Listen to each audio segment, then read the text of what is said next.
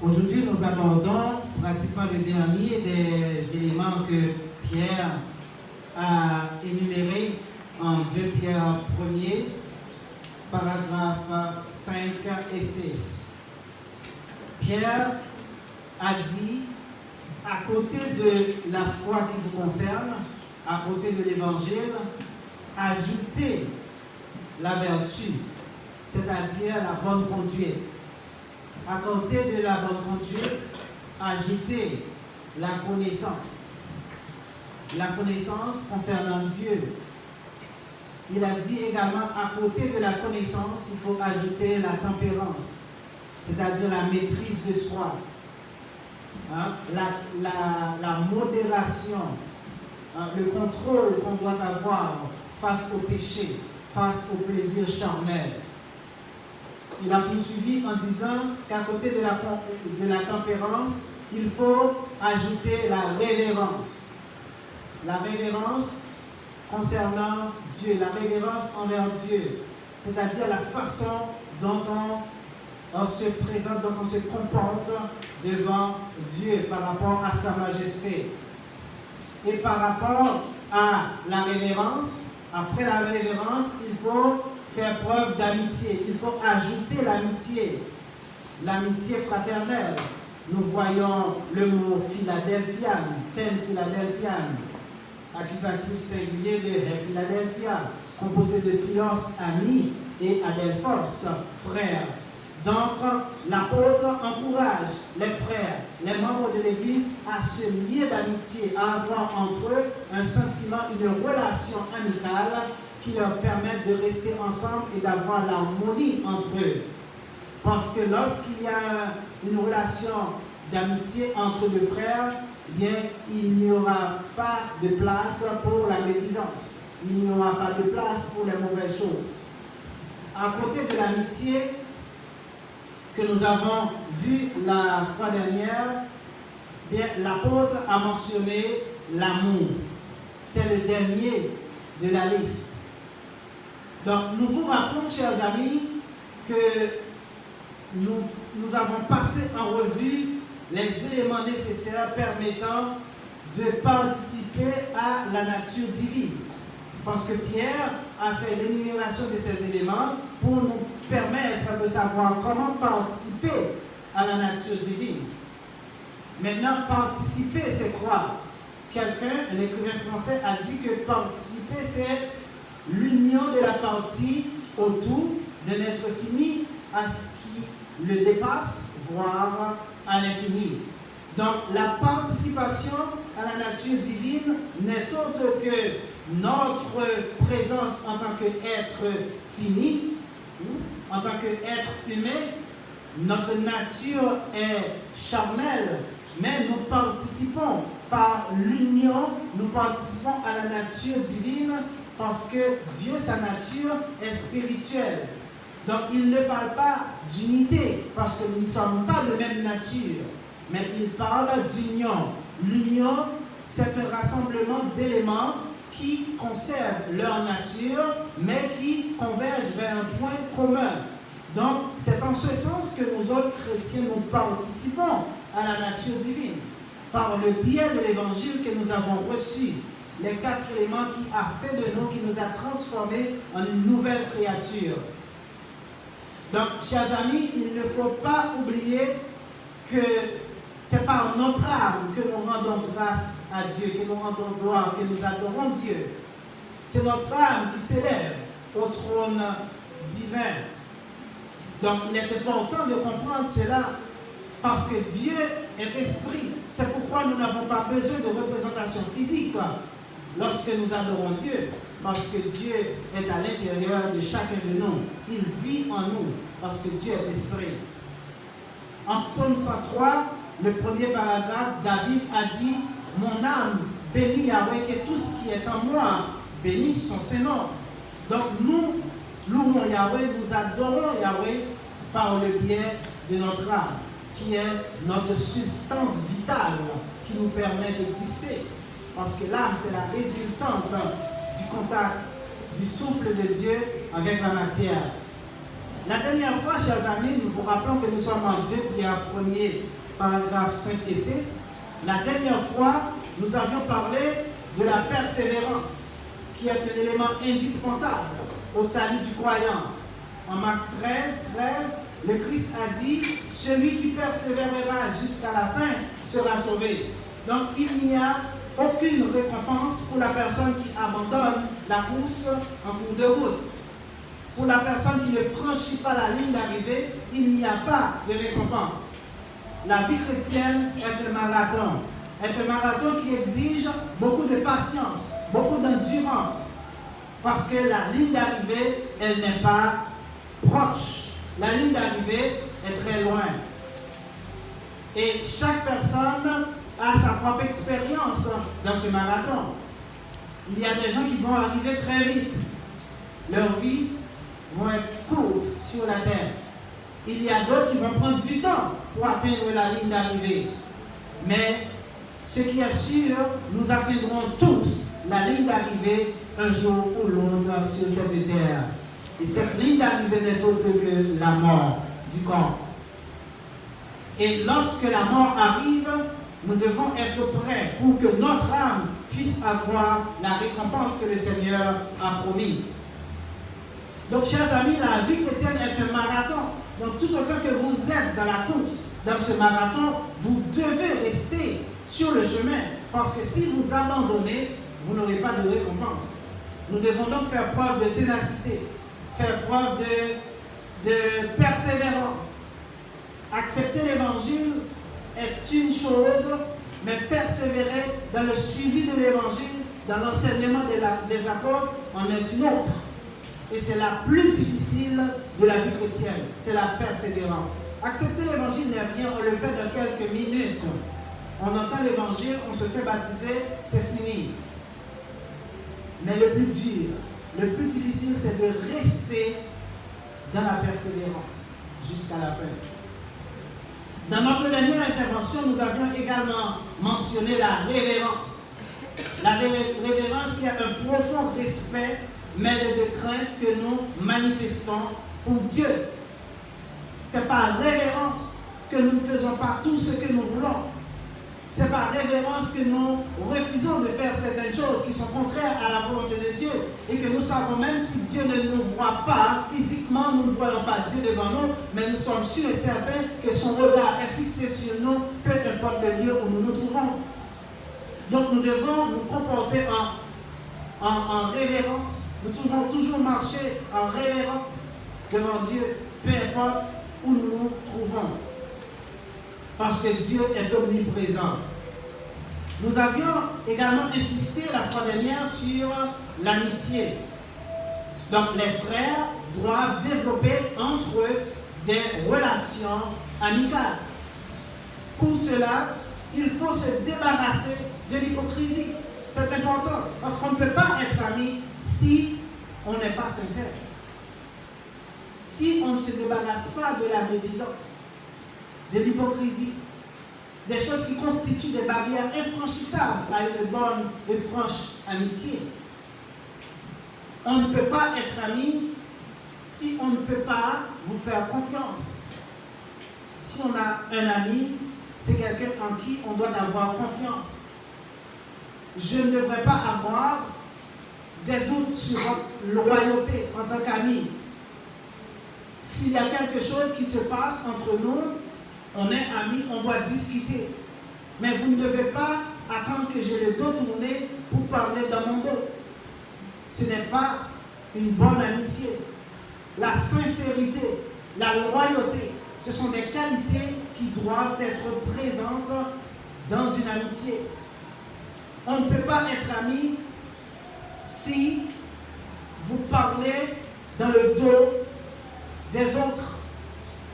L'amitié n'est pas possible parce qu'on ne peut pas vous faire confiance. Un ami manifeste son affection en tout temps.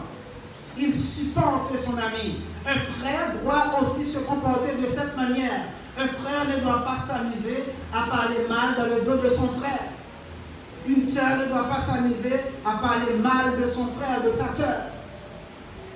C'est de l'hypocrisie. Si vous avez quelque chose à reprocher à un frère, à une soeur, ayez le courage de le faire en face. Cessez de parler dans son dos. Ce n'est pas une bonne qualité qui doit se trouver entre les amis. Donc, un vrai ami vous supporte. Il agit comme un frère dans le malheur. Lorsque vous êtes dans une situation difficile, le vrai ami vous supporte. Il est présent. L'ami, le vrai, c'est celui qui reste lorsque tous les autres s'en vont. L'ami reste à vos côtés. Et le premier ami fidèle qui existe, ce n'est pas le chien, mais c'est Dieu. Parce que le chien va mourir, il va vous laisser. Parce qu'on dit que le chien c'est l'ami fidèle de l'homme, etc. Mais le premier ami fidèle que nous puissions avoir, c'est Yahweh.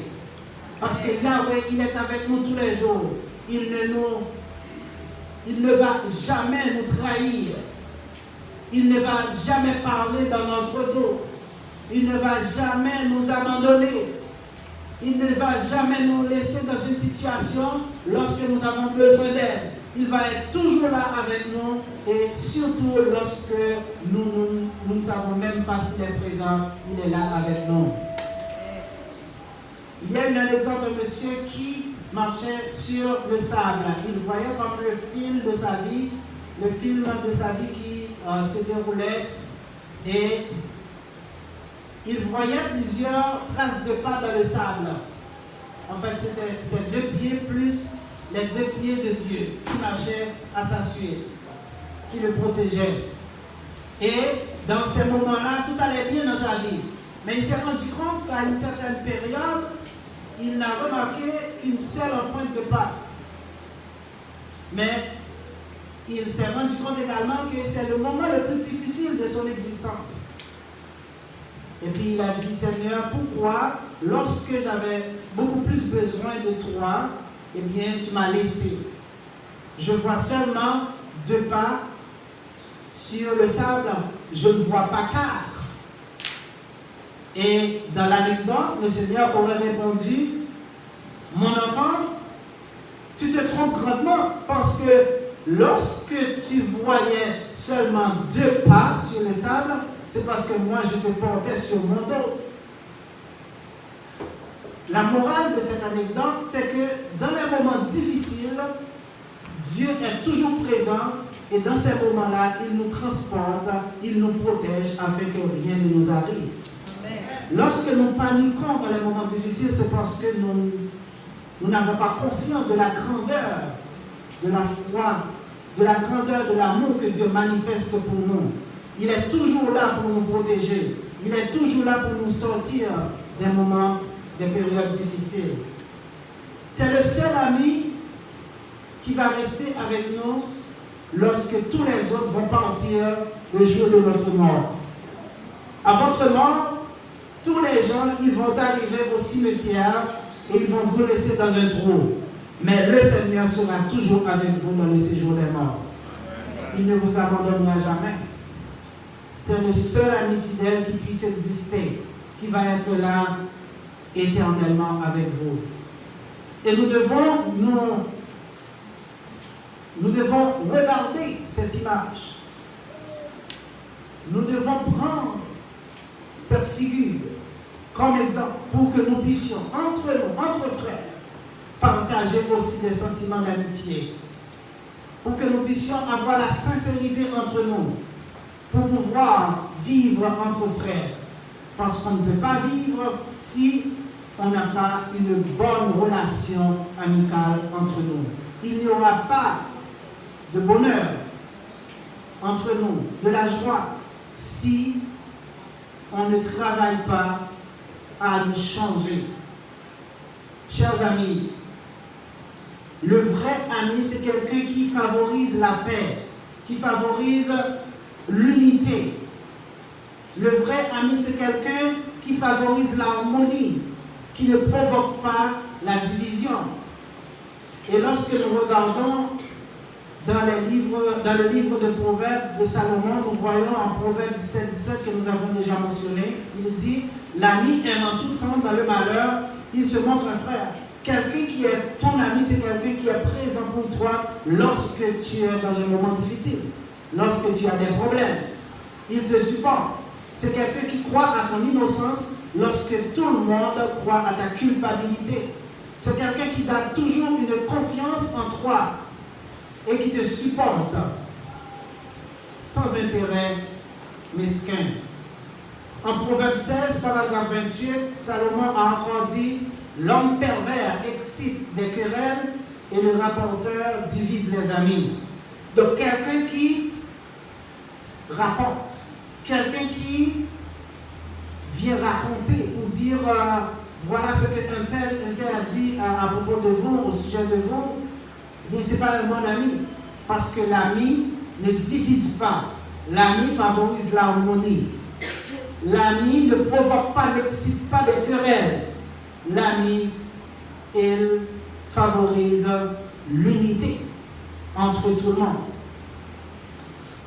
Ce n'est pas celui qui essaie de diviser pour régner, parce que plusieurs personnes, beaucoup de gens, ils agissent de telle manière qu'ils divisent des amis afin qu'ils puissent avoir, par exemple,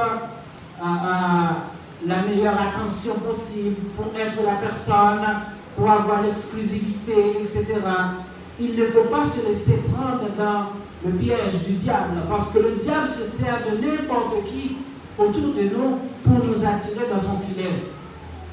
Chers amis, en Proverbe 17, paragraphe 9, Salomon encore a ajouté: celui qui couvre une faute cherche l'amour, et celui qui la rappelle dans ses discours divise les amis.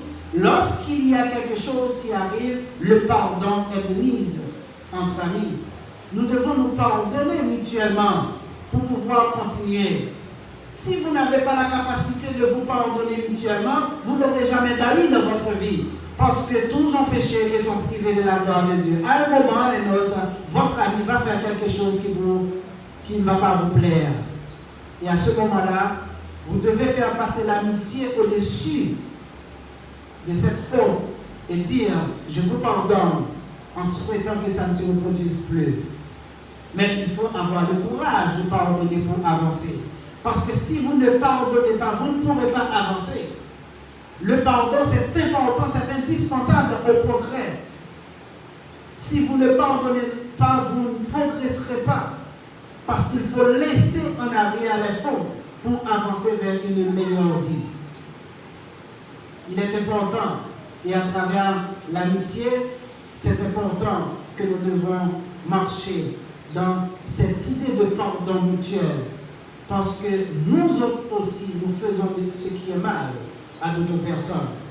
Un bon ami chrétien entretient son amitié par de bons conseils. Si vous avez un problème, il va vous encadrer.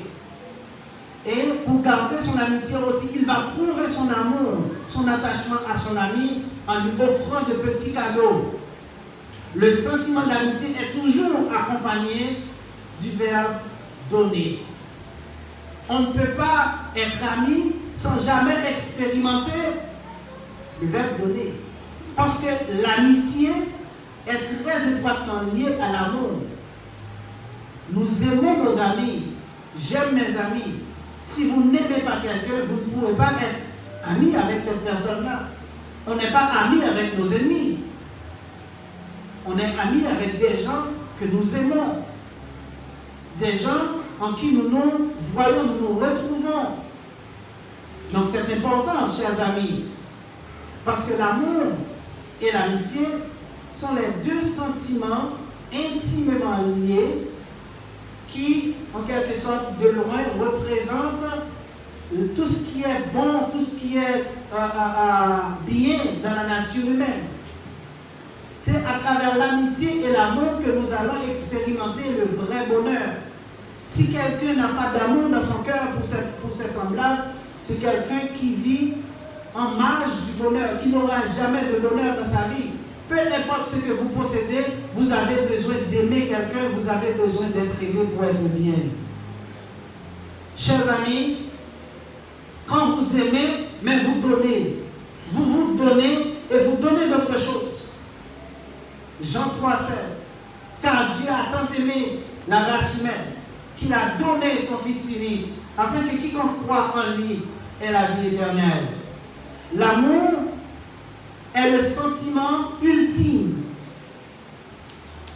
Ce n'est pas sans raison que l'apôtre a mis l'amour en dernière position pour clôturer la liste des éléments à ajouter à côté de la foi, à côté de l'évangile. Ce n'est pas sans raison que l'amour ferme la liste. Parce que l'amour, c'est le sentiment le plus important qui soit, le plus important que nous puissions éprouver les uns pour les autres. Endete Philadelphia ten agapen. Ten agapen, accusatif singulier de agapé, l'amour, dérivé du verbe agapao, aimer. Donc, de tous les sentiments qui puissent exister, qui puissent éprouver les êtres humains, l'amour est de loin le plus noble, le plus puissant et le plus important. Tout ce qui est beau, tout ce qui est bien, vient de l'amour. C'est d'ailleurs le plus grand de tous les commandements qui existent.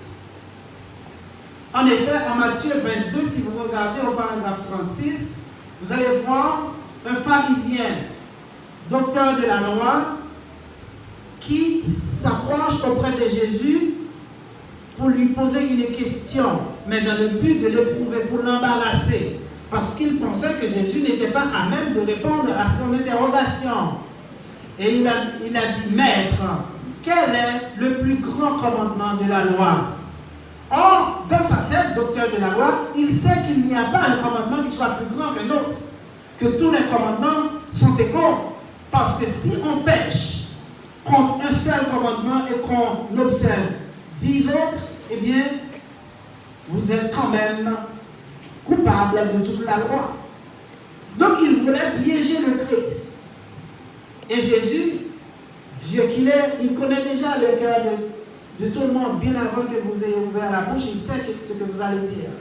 Et Jésus a répondu au paragraphe 37 à 40, toujours Matthieu 22, il a dit, tu aimeras le Seigneur ton Dieu de tout ton cœur, de toute ton âme, de toute ta pensée. C'est le premier et le plus grand commandement. Et voici le second qui lui est semblable. Tu aimeras ton prochain comme toi-même. De ces deux commandements dépendent toute la loi et les prophètes. Tu aimeras le Seigneur ton Dieu de tout ton cœur, de toute ton âme, de toutes tes pensées. C'est le premier commandement. Le second, tu aimeras ton prochain comme toi-même. Il n'y a pas d'autre commandement à côté de ces deux-là. Parce que toute la loi se résume dans ce seul petit verbe qu'on appelle aimer, agapao. Parce que si j'aime mon prochain, je ne vais pas le tuer parce que je l'aime. Si j'aime mon prochain, je ne vais pas voler ce qui appartient à mon frère. Si j'aime mon frère, je ne vais pas essayer de séduire sa femme. Si j'aime mon frère, mon prochain, je ne vais rien faire de mal qui attriste mon frère, mon prochain, parce que je l'aime. Donc vous voyez, toute la loi dans son ensemble est résumée dans un seul verbe, le verbe aimer. S'il y avait de l'amour dans le monde, on n'aurait pas besoin d'armée, on n'aurait pas besoin de police, parce que tout le monde vivrait en harmonie, parce que chacun aimerait son prochain. Mais il n'y a pas d'amour dans le monde, parce que le monde est dirigé par des sentiments égoïstes et chaque personne se voit avant de voir l'autre. Mais la Bible dit, au lieu de voir ton propre intérêt, considère aussi ceux des autres. Par amour, nous considérons les intérêts des autres. Mais par notre égoïsme, nous pensons que nous sommes le centre de l'univers et nous agissons comme si personne d'autre n'existait. C'est pourquoi nous sommes devenus méchants. C'est pourquoi nous avons besoin des forces policières pour nous protéger de ces méchants, de ces égoïstes. C'est pourquoi nous avons besoin d'armées pour nous protéger contre l'égoïsme des autres nations, des autres pays qui ne veulent que votre destruction, que votre mort. Jésus-Christ a bien répondu, tu aimeras ton Dieu, le Seigneur ton Dieu, de toute ta force, sans réserve, et tu aimeras ton prochain comme toi-même. Ma question pour vous ce matin, est-ce que vous aimez votre prochain comme vous-même? Est-ce que vous aimez votre frère qui est assis à vos côtés comme vous-même? Est-ce que vous aimez votre soeur qui est assise à vos côtés comme vous vous aimez? Si oui, vous l'aimez, pourquoi vous parlez dans son dos? Pourquoi vous dites des choses méchantes à son sujet? Pourquoi vous êtes jaloux parce que votre frère il possède quelque chose que vous ne possédez pas? Pourquoi vous dites l'aimer alors que vous êtes attristé lorsque vous voyez qu'il fait du progrès? Vous êtes hypocrite. L'amour n'a pas d'hypocrisie. L'amour est sincère. L'amour nous commande à être contents lorsque nos semblables font du progrès. Parce qu'il ne faut pas se voir. Il faut d'abord voir les autres. Voir les autres. Parce que si les autres progressent, vous aussi vous allez progresser. Parce que si vous vivez dans un environnement où tout le monde fait du progrès, c'est impossible que vous ne fassiez pas de progrès vous-même aussi. Donc il faut aimer voir le progrès des autres. Il faut être content lorsque les autres sont bénis par Dieu. Il ne faut pas être fâché.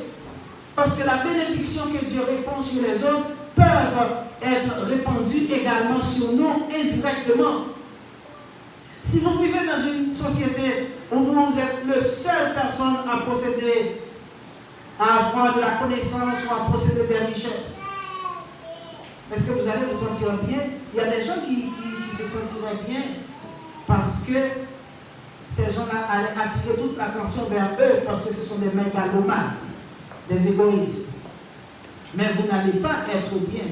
Parce que si vous êtes dans un environnement où vous êtes le seul qui est béni, alors que tout le monde n'a pas de bénédiction, eh bien vous vivez dans une situation d'insécurité certaine. Un jour ou l'autre, la majorité va se dresser contre vous.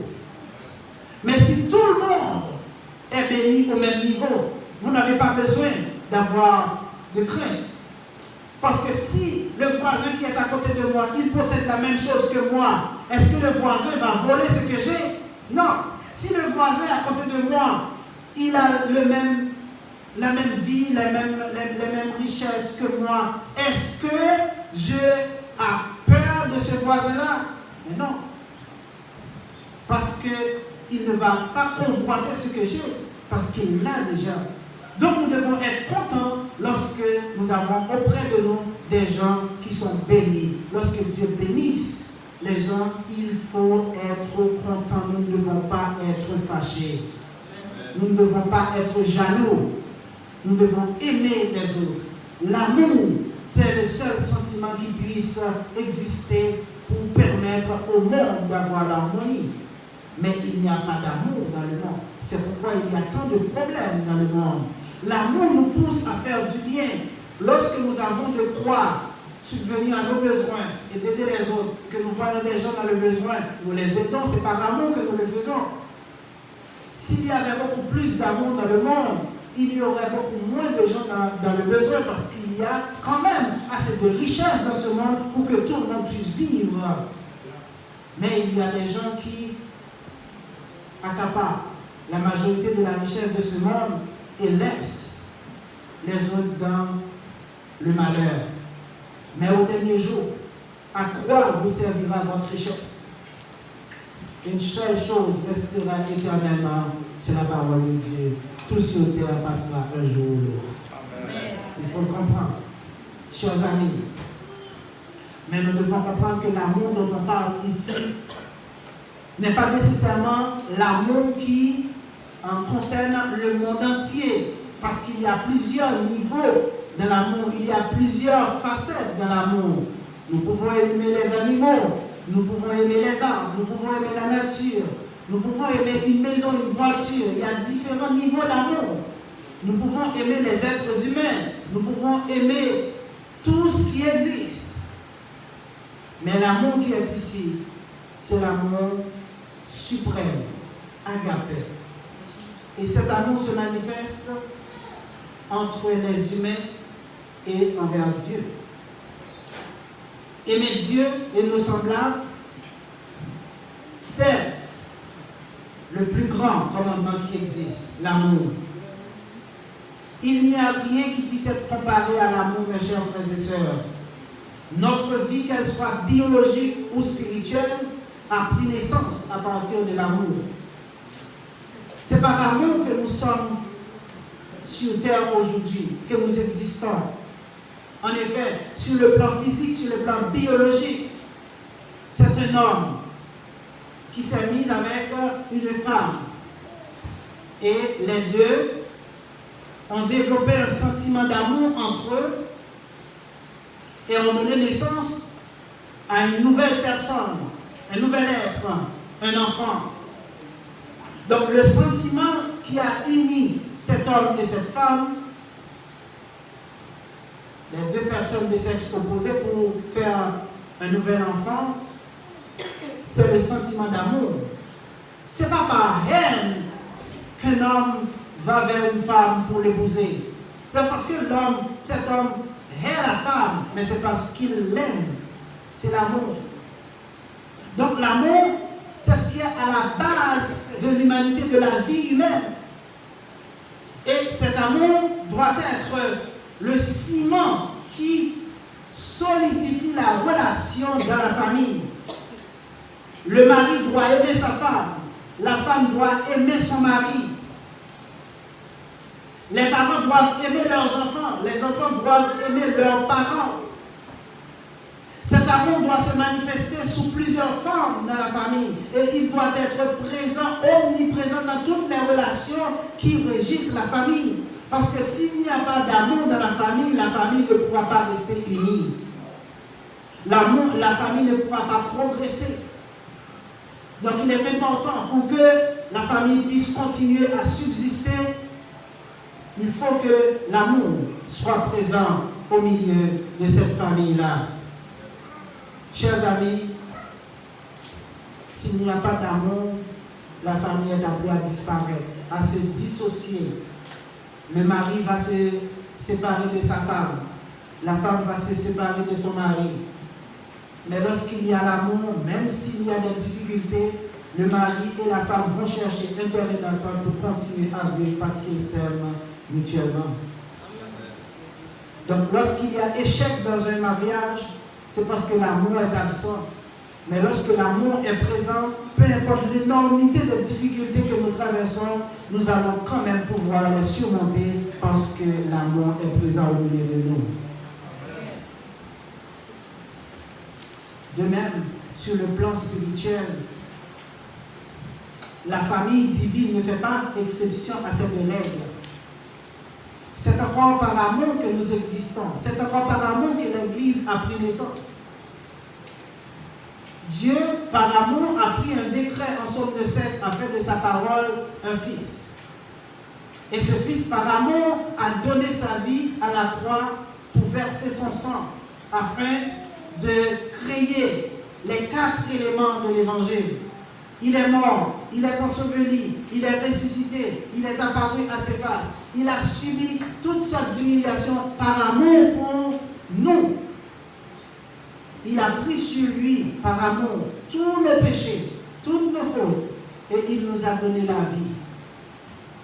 En plus, il nous a permis d'être ajoutés dans l'Église pour que nous puissions avoir toujours la possibilité de demeurer en amour dans sa présence. Chers amis, en Jean 3,16 que nous venons de citer, c'est par amour que Dieu a envoyé son Fils, a donné son Fils pour mourir pour nous à la croix. Donc, c'est dans la famille de Dieu que cet amour dont il est question ici se manifeste. Ce n'est pas dans le monde. mais c'est d'abord dans la famille de Dieu. Donc, pour participer à la nature divine, le croyant doit faire preuve d'amour envers tout le monde et particulièrement envers les membres de la famille de Dieu. Nous devons nous aimer mutuellement. Ce n'est pas normal que nous soyons frères et sœurs et que nous ne nous aimons pas. Ce n'est pas normal qu'on soit frères et sœurs et qu'on ne peut pas vivre en harmonie ensemble. Parce qu'il y a certains parmi nous qui sont jaloux. Parce qu'il y a certains parmi nous qui sont médisants. Ce n'est pas normal que cela arrive dans la famille. On peut toujours avoir des problèmes dans une famille, mais on doit s'assurer pour résoudre les problèmes entre nous et continuer sur le chemin de l'amour et du progrès. Ce n'est pas normal qu'un frère ait peur de son frère, de sa sœur. Ce n'est pas normal qu'un frère ne se sente pas à l'aise avec son frère ou sa sœur. Ce n'est pas normal. La famille doit être unie. Et pour que cela arrive, il faut qu'il y ait de la sincérité, de la franchise au milieu de la famille. Jacques 1er, paragraphe 18, Dieu c'est le Père. C'est le Père qui a engendré tous les enfants de cette famille. Par sa parole de la vérité, par l'évangile, Dieu nous a engendrés. Donc lorsqu'on a accepté l'évangile, on a pris naissance. Et nous avons constitué cette famille. Parce que lorsque nous nous réunissons ensemble, nous formons la mère qui prend soin de cette famille. Galates 4, 26. La Jérusalem d'en haut est libre, c'est notre mère. Donc la Jérusalem d'en haut, c'est notre mère. La Jérusalem spirituelle, une figure qu'on utilise pour permettre aux Juifs de comprendre que la Jérusalem physique ne peut pas donner la vie, mais c'est la Jérusalem spirituelle, c'est-à-dire la Jérusalem qui vient d'auprès de Dieu. Chers amis, c'est un phénomène difficile à comprendre parce que nous sommes les enfants de la famille et nous constituons aussi la mère. Nous sommes la mère parce que l'Église c'est la mère. En 1 Corinthiens 4, 15, Paul a mentionné que nous sommes tous engendrés par l'Évangile. Donc, c'est l'audition des 4 éléments de l'Évangile qui fait naître la foi qui conduit au baptême et qui a permis à ce qu'on soit une nouvelle créature. En Tite 3,5, par le baptême d'eau, le baptême de la nouvelle naissance, nous sommes devenus une nouvelle créature. Donc, pour que la famille puisse rester soudée, une seule chose est nécessaire au milieu de cette famille, c'est l'amour. Nous devons nous aimer. Aimez-vous les uns les autres, a dit le Seigneur. Si vous avez de l'amour les uns pour les autres, tout le monde connaîtra que vous êtes vraiment mes disciples. Si vous n'avez pas d'amour entre vous, vous n'êtes pas disciples de Christ. Donc c'est important de comprendre que l'amour, c'est une obligation. Et nous devons faire l'effort nécessaire pour cheminer vers l'amour. Si nous manquons d'amour dans notre cœur, pour nos semblables, pour nos frères, nos sœurs, nous avons la responsabilité de travailler afin d'augmenter le niveau d'amour que nous avons dans nos cœurs. Chers amis,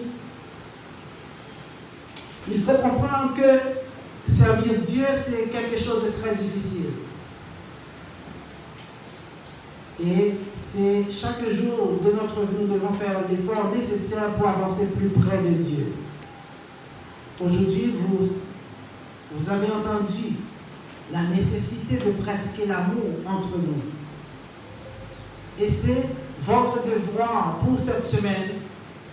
Allez entrer en vous-même, faire une introspection, faire une analyse personnelle et regardez si vous êtes dans la foi Regardez si vous n'avez pas des choses dans votre cœur qui vous empêchent d'aimer votre frère, votre soeur. Regardez ce qui est dans votre cœur qui vous pousse à haïr, à médire. Vous devez vous en décharger pour avancer sur le chemin du progrès. Vous devez manifester de l'amour les uns pour les autres. Et c'est seulement par ce moyen que vous aurez la vie au dernier jour. Qu'il en soit ainsi pour vous. Amen. Chers amis, pour comprendre l'importance de l'amour dans la vie chrétienne, mais il faut d'abord être dans cette vie. On ne peut pas le comprendre si on n'a pas d'abord accepté l'évangile. Parce que l'amour, c'est un élément qu'on doit ajouter à côté de l'évangile. 2 Pierre 1er, 5, 6. Ajouter à côté de la foi, c'est-à-dire de l'évangile que vous avez reçu, hein, l'amour. Donc, pour comprendre, il faut d'abord accepter l'évangile. Si vous n'avez pas encore fait, le moment est propice, nous avons des frères pour vous aider. Parce qu'il y a un seul moyen d'avoir la vie, c'est par l'évangile. Si tout le monde l'a déjà fait, c'est parfait. Continuez à persévérer, afin qu'au dernier jour, vous puissiez avoir la vie éternelle. Qu'il en soit ainsi pour vous. Amen. Mettez-vous pour terminer.